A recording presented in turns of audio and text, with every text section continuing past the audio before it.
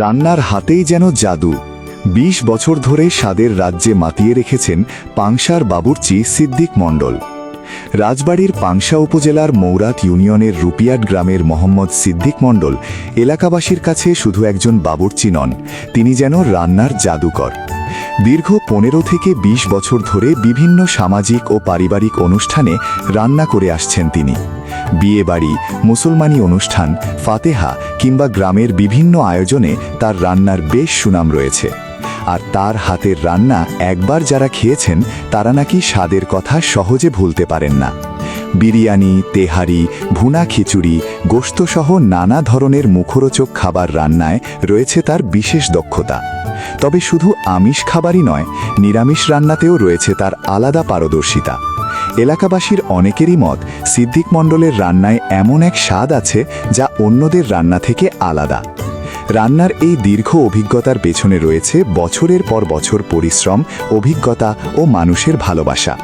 একটি বড় আয়োজনের রান্না একা সামলানো সম্ভব নয়, তাই তার সঙ্গে সহযোগিতা করেন গ্রামের অভিজ্ঞ ও দক্ষ কয়েকজন মানুষ। তাদের মধ্যে সিদ্দিক মণ্ডলের সবচেয়ে গুরুত্বপূর্ণ দুই সহযোগী হলেন সায়াব আলী ও বক্কার।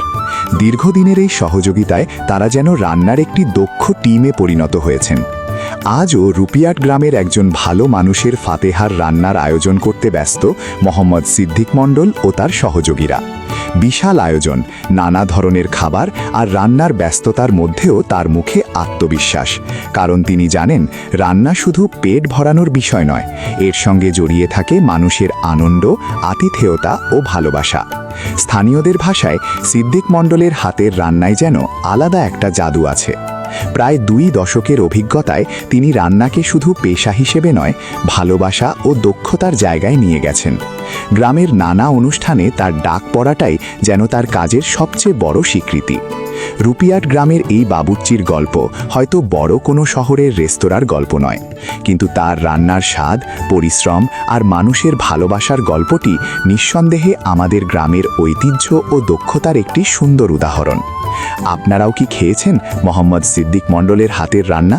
কেমন লেগেছে তার রান্না কমেন্টে জানাতে পারেন। News desk, PHN news.